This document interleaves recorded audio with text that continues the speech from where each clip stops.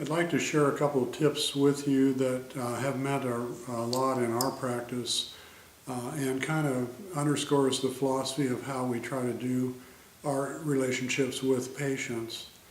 The social psychologist Robert Cialdini has frequently stated that probably the two most powerful words in the English language are thank you.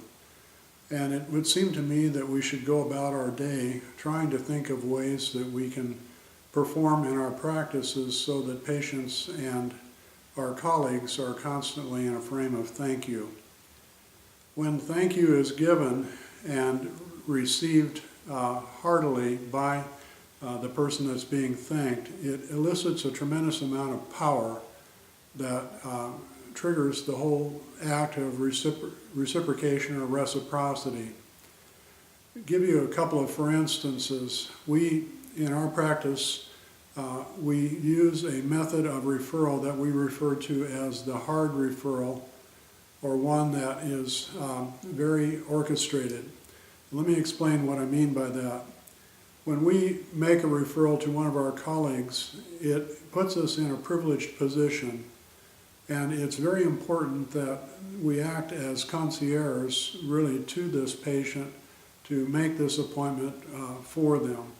So rather than hand them one or, God forbid, 3 or 4 cards, what we would do would be to turn to the treatment coordinator and ask her very nicely to take our patient under her wing at that point and to actually call the office that we're referring them to and to basically pave the way for that patient to go to that office. We should then be looking that patient in the eye and being very sincere with them and say that if this were my wife or my daughter or my sister, this is exactly the person that I would refer you to because we think that they are the best at what they do.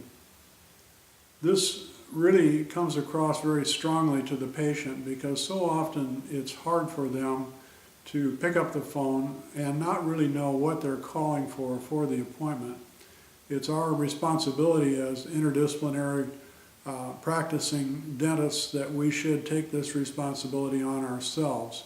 If we're going to assemble the team that we want to treat this particular patient, then it should be a very specific referral. The second thing that I'd like to share that we've gotten in the habit of doing, and a lot of this was inspired by Vince Kubisch, my friend and my mentor in orthodontic practice, where Vince used to take a series of cases every year and would take a look at them very seriously to see if he'd really been accomplishing what he had set out to do. Basically a review of his treatment plans and his delivery of treatment. We do this on a mini basis pretty much every day with a post-treatment consultation. If you have not tried this in your practice, no matter what type of practice you have, but particularly ones that are geared toward the cosmetics of the practice, I would urge you to do so. In our practice, we look at every patient, not just the good ones, but every single one that finishes treatment.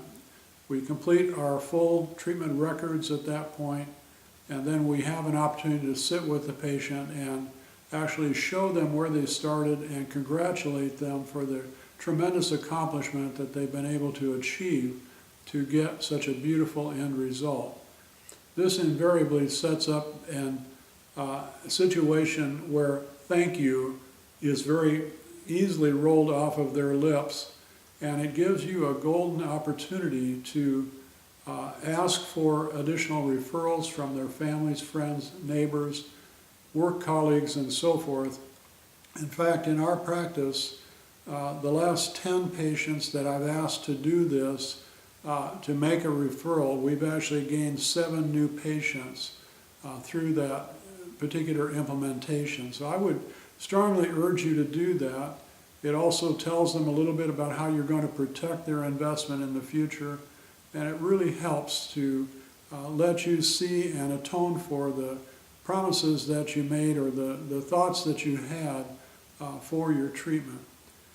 I hope these hints are helpful to you. They've meant a lot in our practice. Good luck.